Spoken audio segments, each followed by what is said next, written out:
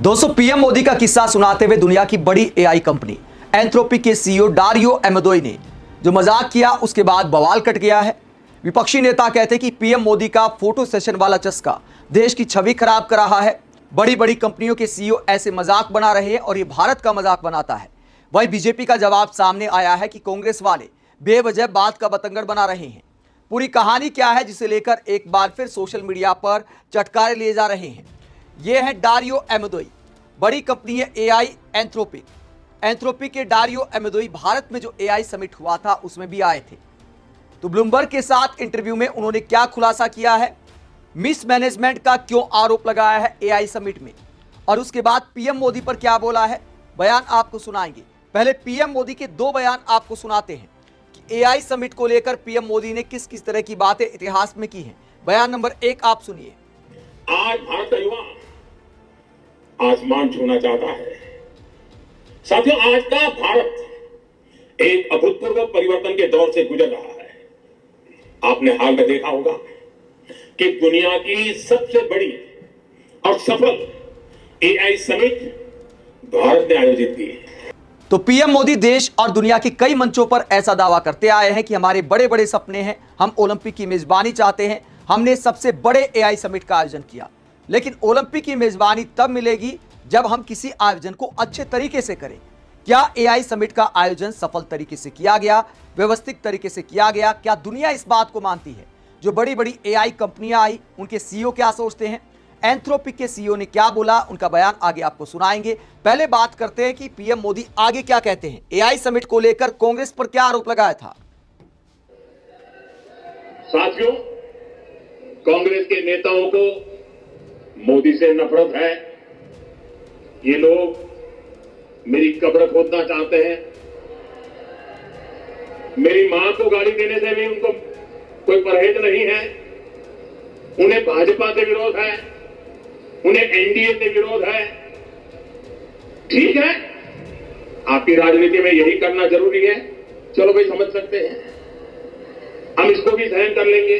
लेकिन कांग्रेस को याद रखना चाहिए था कि एआई ग्लोबल समिट ये बीजेपी का समारोह नहीं था और नहीं उस समय बीजेपी का कोई नेता। तो पीएम मोदी कहते हैं कि कांग्रेस को याद रखना चाहिए था कि एआई समिट बीजेपी का समारोह नहीं था।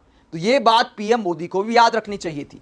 जिस तरीके से पीएम मोदी ने व्यवहार किया था उसका अब तक मजाक बन रहा है। इतना समय बीत चुका है लेकिन तमाम इंटरव्यू में उस पर मस्खरी की जाती है, ठहाके लगते हैं, गंभीरता से नहीं लिया जाता, क्योंकि पीएम मोदी ने बीजेपी की चुनावी रैली वाला माहौल बना दिया था।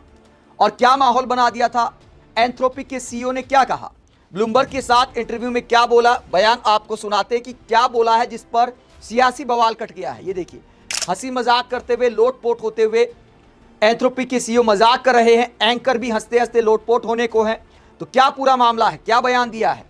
ब्लूमबर्ग की एंकर ने सवाल पूछा, भारत की एआई समिट में एक ऐसा पल आया था जब ऐसा लगा कि आप और सैम ऑल्टमैन मंच पर हाथ पकड़ने से बच रहे थे। आखिरकार वहां हुआ क्या था? उसके बाद इस सवाल का जवाब देते हुए डारियो अमोदोई ने हंसते हुए कहा, असल में वो समिट काफी डिसऑर्गेनाइज था, यानी अव्यवस्थित था।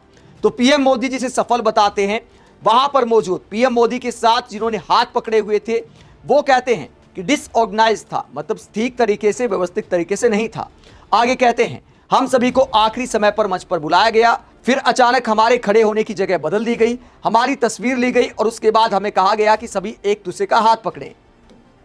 आगे वो कहते हैं, अगर आप ऐसे अंतर्राष्ट्रीय सम्मेलन में गए हों जहां राष्ट्राध्यक्ष और बड़े नेता मौजूद हों तो आप जानते होंगे कि अक्सर ऐसे कार्यक्रम सुपर डिसऑर्गेनाइज होते हैं।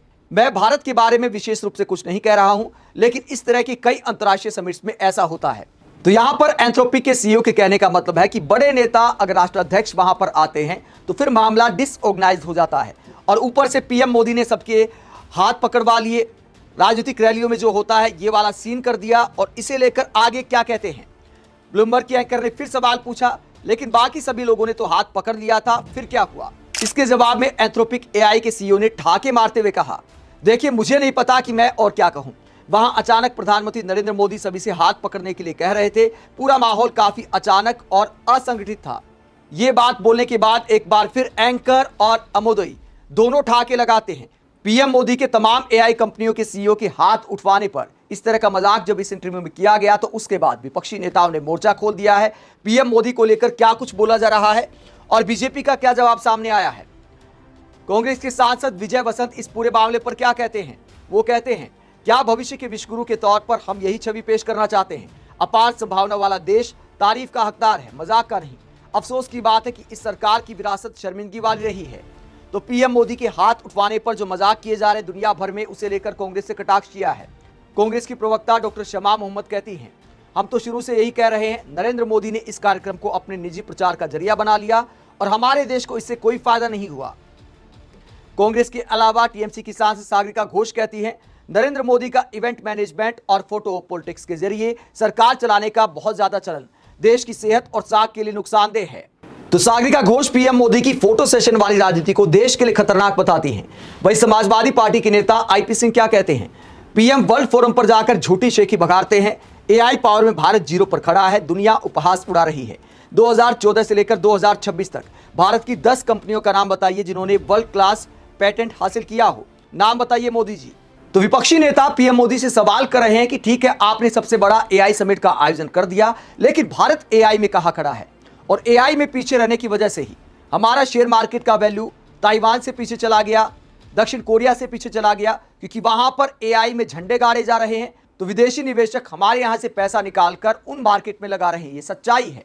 भले हमारी मीडिया में इस बात की चर्चाएं नहीं होती, लेकिन दुनिया भर की मीडिया इस बात की चर्चा कर रहा है कि भारत एआई में आखिरकार कैसे पिछड़ गया। तो समिट का आयोजन करने से कुछ नहीं होता, बड़ा आयोजन करने से कुछ नहीं होता, सफल आयोजन करने से होता है और उस क्षेत्र में खुद के देश को आगे बढ़ाने से होता है। ऐसे में पीएम मोदी को चाहिए कि फोटो सेशन की राजनीति से बाहर निकलकर जमीन पर कुछ काम किया जाए, वरना विपक्षी ऐसे ही मजाक उड़ाएंगे। जब एंथ्रोपिक के सीईओ के बयान पर इस तरह विपक्षी नेताओं ने तंज कसे तो बीजेपी का जवाब भी सामने आया है। अमित मालवीय ने सोशल मीडिया पर वायरल वीडियो को लेकर क्लिप काटने का आरोप लगाते हुए क्या कहा। अमित मालवीय ने कांग्रेस को जवाब देते हुए कहा, भारत से नफरत करने वाला कांग्रेस का इकोसिस्टम दिल्ली में हुए बेहद सफल एआई समिट को बदनाम करने के लिए एक एडिट किया हुआ क्लिप फैला रहा है। वो जानबूझकर ये बात छुपा रहे हैं कि एंथ्रोपिक के सीईओ डारियो अमेदोई ने साफ तौर पर कहा था कि वो सिर्फ भारत को निशाना नहीं बना रहे थे और ऐसे बड़े ग्लोबल समिट अक्सर अव्यवस्थित हो जाते हैं। इस समिट में एआई के भविष्य पर चर्चा करने के लिए दुनिया भर के नेता, नीति निर्माता, रिसर्चर और इंडस्ट्री के दिग्गज एक साथ आए थे। दुनिया ने यही देखा, सिर्फ कांग्रेस के इकोसिस्टम को ही इसमें भारत को नीचा दिखाने का मौका दिखा। वो ये बात कभी नहीं समझ पाएंगे। उनके लिए भारत की हर कामयाबी एक ऐसी समस्या है जिसे या तो किसी तरह समझाकर टालना होता है, या कमतर दिखाना होता है, या फिर उसे बदनाम करना होता है। तो कांग्रेस को जवाब देते हुए अमित मालवीय ने कहा कि देश को बदनाम किया जा रहा है। कांग्रेस वाले जानबूझकर देश को नीचा दिखाते हैं। लेकिन क्या कांग्रेस नेताओं ने इंटरव्यू दिया है जिसमें मजाक उड़ाया गया? उस बात को लेकर देखिए पीएम मोदी ने कैसे हमारे हाथ उठवा दिए। और पहली बार ऐसा नहीं हुआ है। इस बात को लेकर बहुत सारे सीईओ वहां पर असहज महसूस कर रहे थे। और जहां तक एआई की फील्ड में झंडे गाड़ने की बात है, अगर झंडे गाड़े होते तो हम ताइवान और दक्षिण कोरिया से पीछे नहीं जाते। एआई सेक्टर में हम पिछड़ गए हैं, यही वजह दुनिया भर के अर्थशास्त्री मानते हैं, एक्सपर्ट्स मानते हैं। तो राजनीति से परे अगर इसका निष्पक्ष तरीके से विश्लेषण भी किया जाए तो एआई के सेक्टर में हमने कोई खास सफलता हासिल नहीं की है, सिवाय पीएम मोदी की भाषणबाजी के। भाषणों में हम बहुत आगे निकल गए हैं, लेकिन पिछले कुछ समय में जो हुआ है, जो हमारे शेयर बाजार से पैसा उठाकर ताइवान और दक्षिण कोरिया में लगाया जा रहा है, एआई सेक्टर में पिछड़ना उसकी मुख्य वजह सामने आया है। आप इस पूरे मसले को लेकर क्या सोचते हैं? कमेंट बॉक्स में अपनी राय जरूर दें। साथ ही चैनल को सब्सक्राइब भी करें। नमस्कार।